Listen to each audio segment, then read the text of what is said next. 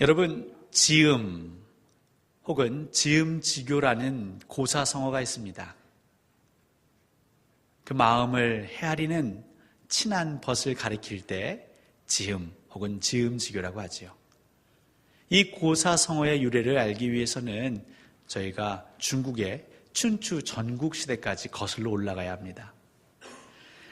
초나라에서 태어나서 이제 진나라에 고관을 지냈던 백아라는 사람이 있었습니다. 이 백아는 거문고 연주에 뛰어난 재능이 있었습니다.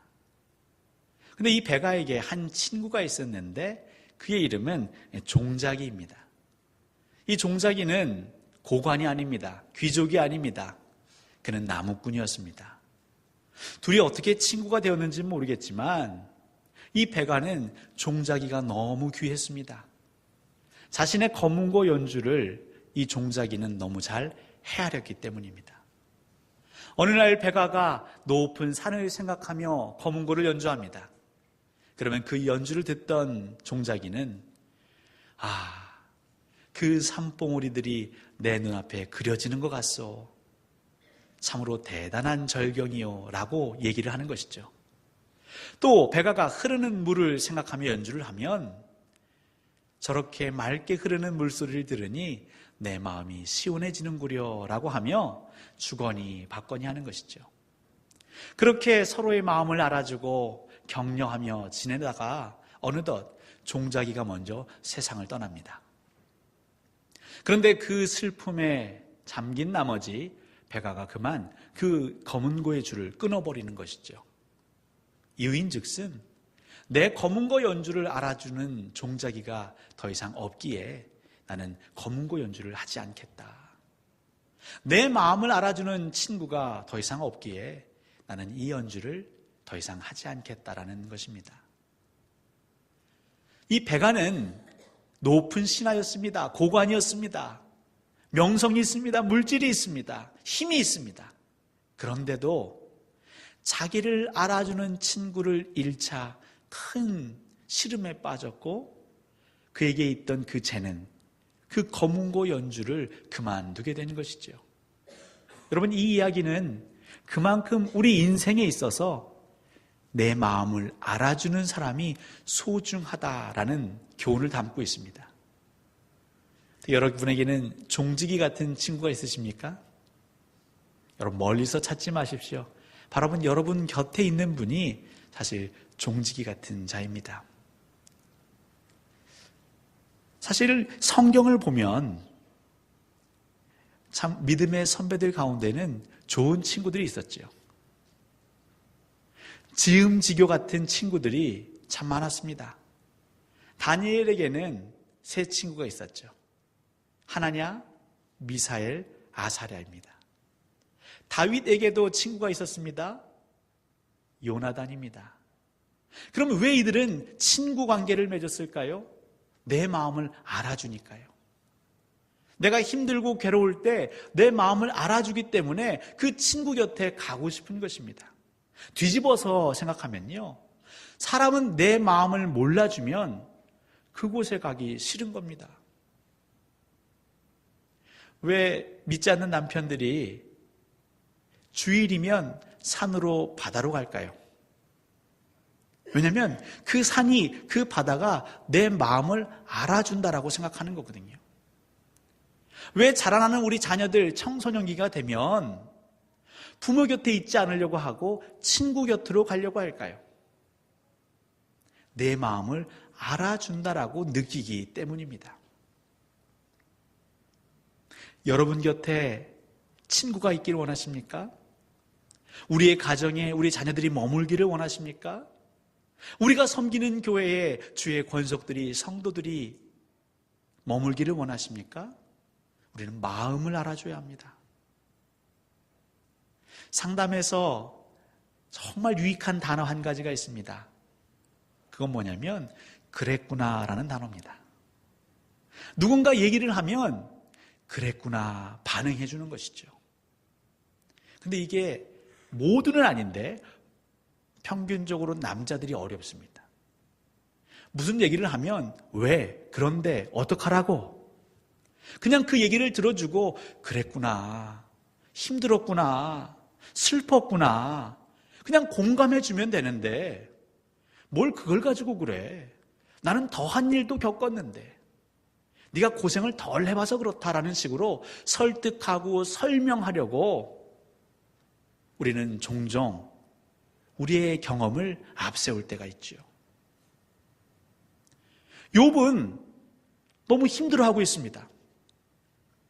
한번 상상해 보십시오. 하루아침에 그 재산이 다 사라졌습니다.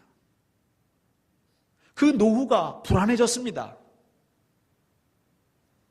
그 종들이, 하인들이 다 목숨을 잃었고 심지어 자기의 피부치들이 세상을 떠났습니다.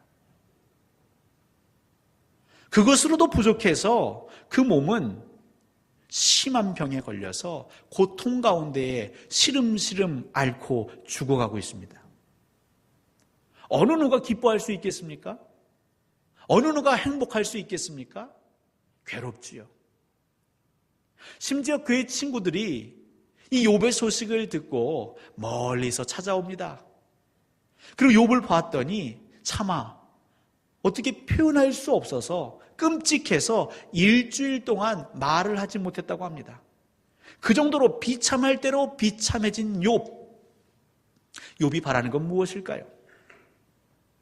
네가 힘들구나, 괴롭겠구나, 고생하는구나, 그 고통 가운데서 어떻게 버티고 있니?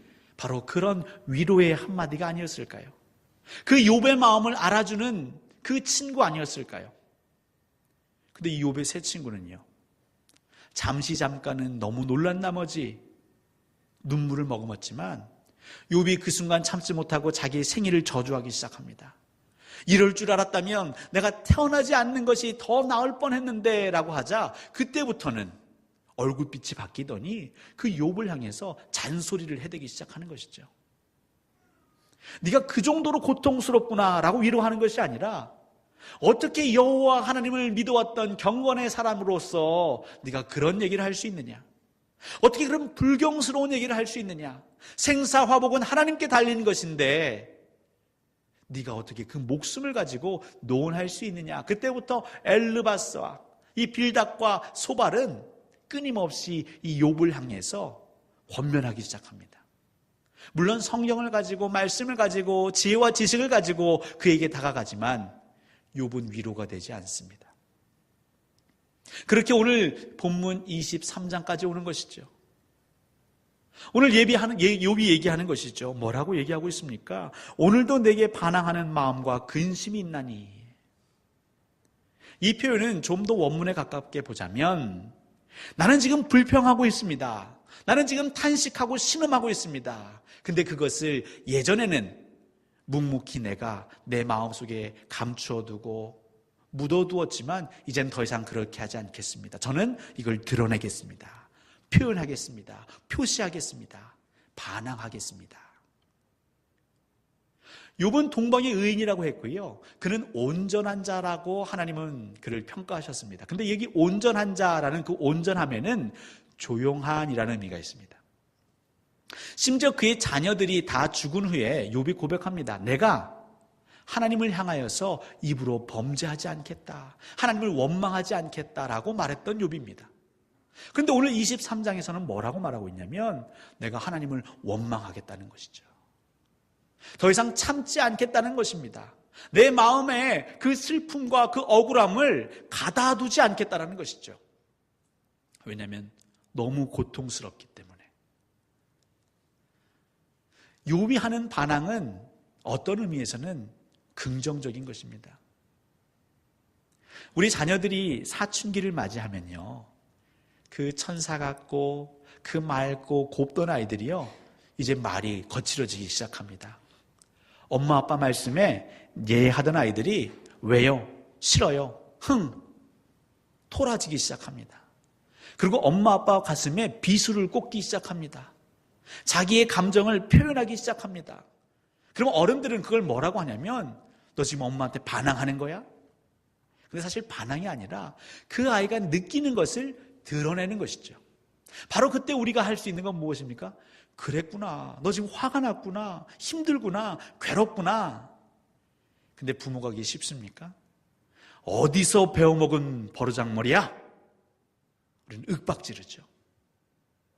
지금 욥의 세 친구는요, 욥을 향해서 윽박지르고 있습니다. 그런데 욥을 향해서 윽박지르면 지를수록 욥은 더 참기가 어려운 것이죠. 그래서 오늘도 내가 기도하면, 하나님께 매달리면 조금은 나아질 것 같았는데 내 질병을 그래도 조금 낫게 회복시키지 않으실까? 내 형편을 좀 낫게 인도하진 않으실까? 그런데 오늘도 변함없습니다. 그 고통은 더 깊어집니다. 친구들은 나를 더 윽박지릅니다.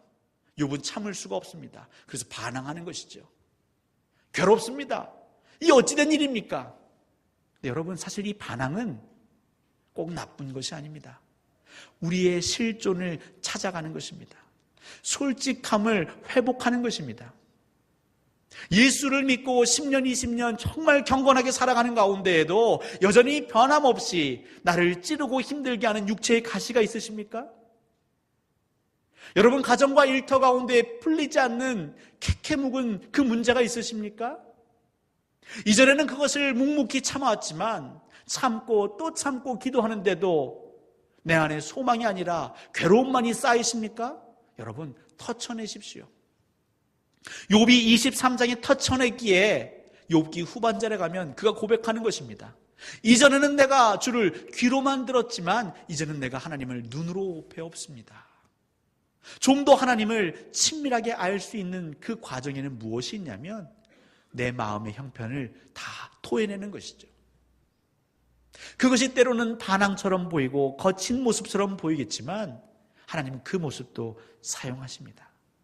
특별히 욥은 계속 이어서 얘기합니다. 내가 받는 재앙이 탄식보다 무거움이라. 그것도 사실 원문에는 이렇게 기록되어 있지는 않습니다. 그의 손이 무겁다. 나의 탄식보다 나의 신음보다 이렇게 되어 있습니다. 여러분이 손이라고 하는 것은요, 어떤 권세, 힘, 영향력을 내포하고 있죠. 그래서 그의 손 아래에 있다라고 하는 것은 그의 다스림 아래에 있다라는 의미이기도 합니다. 이 그의 손이 무겁다. 나의 탄식에도 불구하고 신음에도 불구하고 그의 손이 무겁다. 물론 여기서 그의 손은 첫 번째 하나님의 섭리이겠죠. 내 탄식 가운데 있지만 여전히 하나님의 손이 내 위에 계신다라는 의미가 될 수도 있겠습니다. 또 한 가지는요, 이 고통과 아픔, 끝없는 재앙을, 끝없는 고통을 내가 경험케 하시는 것 역시도 누구에게 달려있다? 하나님께 달려있다라는 그의 고백입니다. 사실 사단이 와서 하나님께 따지지 않습니까? 하나님, 이 욥이 이렇게 하나님을 잘 믿는 것은 그동안 하나님이 복을 내리셨기 때문입니다. 그걸 거둬가신다면 이 욥도 더 이상 견디지 못하고 하나님을 떠날 것입니다. 그러더니 하나님이 다 허락하셨죠. 무엇만 빼고요. 욥의 생명만 빼고 다 허락하셨습니다. 욥은 그 고난의 세월 가운데에 깨달은 것이죠. 이 고통과 이 아픔 역시도 이유는 모르겠지만 저 친구들은 내가 주께 돌아가지 않았고 회개하지 않았고 말씀대로 살지 않았기 때문에 하나님과 화목하지 않았기 때문에 내가 당한다고 하지만 나는 지금까지 하나님 보시기에 합당하게 살았다. 근데 그 이유는 모르겠지만 이 역경과 아픔 역시도 하나님의 섭리 가운데 있다는 것을 고백하는 것이죠. 그러면서 욥이 이제 3절부터는 본격적으로 얘기합니다. 사실 이 3절의 얘기는 22장에 엘리바스가 욥을 향하여서 얘기하거든요. 조속히 전능자에게 돌아가라. 하나님께 돌아가라. 회개하라. 더 늦기 전에. 거기에 대한 응답입니다. 나도 돌아가고 싶다. 아니, 너보다도 내가 더 하나님을 찾고 싶다. 하나님이 어디 계신 줄 안다면 나는 지금도 당장이라도 한 걸음에 달려갈 것이다.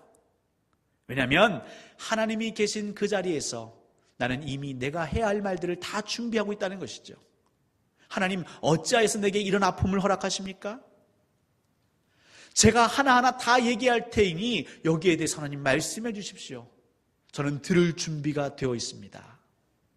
하나님의 법정, 그 정의와 공의가 넘치는 법정에서 저의 명명백백함을, 저의 무결함을, 저의 결백함을 보여주십시오. 입증해 주십시오. 저는 그것을 믿습니다. 저 친구들은 지금 저를 힘으로, 그 3명이 제가 말 한마디 하면 3마디가 돌아와서 말 못하게 내 상한 마음을 더욱 아프게 하지만 분명 하나님은 저의 이 아픈 마음을 들어주실 거라 저는 믿습니다. 경청해 주실 거라 믿습니다. 제 마음을 헤아려 주실 거라 믿습니다. 욥이 고백하고 있습니다. 그런데 문제는 여기에 있죠. 욥이 힘든 것은 자기 마음을 알아주는 친구가 없어서 그 마음을 계속해서 역동케 하는 그 친구들 때문에 힘든 것도 있지만 더 힘든 것은, 그런데 앞에 가도 뒤를 돌아보아도 왼쪽 오른쪽 둘러보아도 그 하나님이 안 계시다라는 것이죠. 하나님의 임재 가운데 들어가고 싶은데 어렸을 때 아버지 없이 자랐지만 그 가운데서도 예배하면서 말씀을 사모하면서 그 역경을 견뎌왔던, 그 은혜를 경험했던 그 은총, 하나님과 내가 연결되어져 있는, 하나님의 그 은혜 가운데 머물러져 있는 것 같은 그 감격과 감동을 지금 누리고 싶은데 이 처절한 패배의식도 아니고 이 늪과 같은 절망도 아니고 소망 가운데, 희망 가운데, 비전 가운데 다시 일어서고 싶은데 하나님이 보이지 않는 것입니다. 우리 인생살이가 왜 어렵습니까? 내가 정말 어려운 그 순간만큼은 칠흑 같은 어둠 같아서인 것이죠. 빛이 보이지 않아서, 소망이 보이지 않아서. 그런데 들려지는 것은 예수 그리스도가 빛이십니다. 예수 그리스도가 구원자이십니다. 예수 그리스도가 여러분들을 구원할 것입니다 라고 많은 이들이 말하지만 내 마음에 와닿지 않는 것이죠. 하나님이 안 계신 것 같고, 하나님이 나를 떠나신 것 같고, 더 이상 하나님이 나를 돌보시지 않는 것 같을 때 우리는 괴롭고 어려운 것이죠. 예수 그리스도가 그 어려움에 처한 적이 있으셨습니다. 바로 십자가상입니다. 겟세마네 동산에서 아버지, 하실 수만 있다면 이 잔을 내게서 옮기시옵소서. 저는 두렵습니다. 무엇이 두려웠을까요? 채찍에 맞아 내 살점이 떨어지는 것이요? 못에 손과 발이 박히는 것이요? 창이 내 옆구리를 찔러서 그 피가 물과 함께 다 쏟아지는 게 두려우셨을까요? 물론 그것도 두려웠을지 모르겠지만 더 큰 두려움은 그 순간에 하나님과의 단절인 것입니다. 빛이신 예수 그리스도가 그 순간에 어둠 속에 있어야 한다는 그 하나님과의 그 연결고리가 끊어지는 그 두려움, 바로 그 두려움이 예수를 힘들게 했던 것이고, 우리 믿는 자들이 이 세상을 살아가는 가운데에 알게 모르게 내 심령이 힘들고 고통 가운데 신음하는 이유는 하나님이 느껴지지 않기 때문에, 많은 사람을 떠나 하나님마저도 내 마음을 모르시는 것 같아서 우리가 어렵고 괴로운 것이지요. 오늘 제가 잠시 영상을 하나 보여드리려고 합니다. 이 영상에 등장하는 그 아버지는 마치 우리와 같습니다. 이 땅의 아버지들 같습니다. 이 땅의 어머니들 같습니다. 힘들게 살아가지만 그럼에도 불구하고 그 힘들 삶을 포기하지 못하는 그 아버지, 그리고 그 딸 아이의 영상을 잠시 보시고 계속 우리 말씀을 이어가도록 하겠습니다. 영상 부탁드리겠습니다.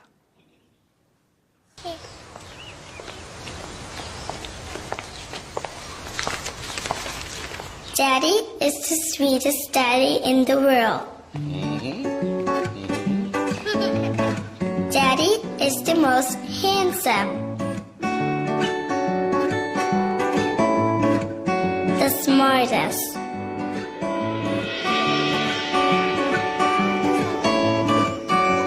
the most clever,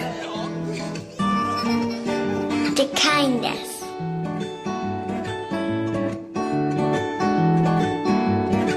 He is my Superman. Daddy wants me to do well at school. Daddy is just great, but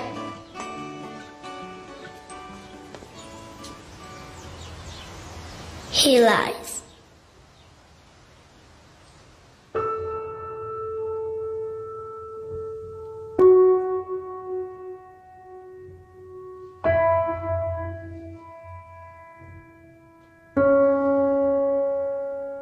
He lies about having a job.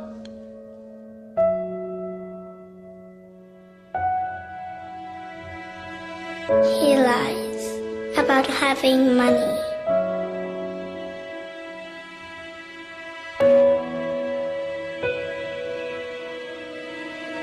He lies that he's not tired.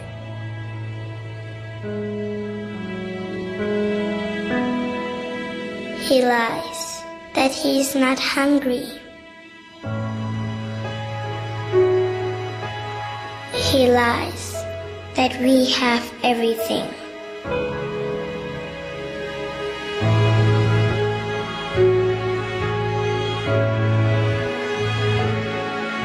He lies about his happiness.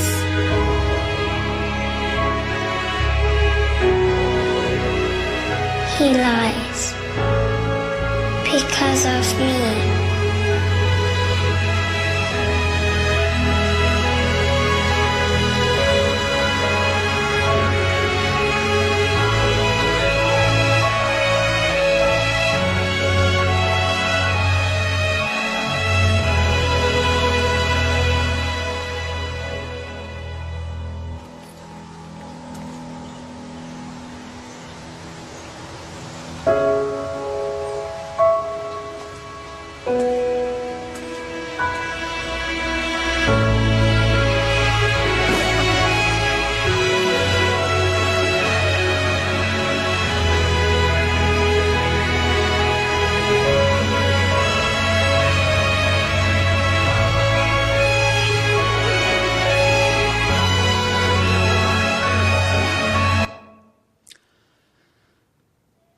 왜 저 아이는 아버지를 향해서 거짓말쟁이라고 하고 있습니까?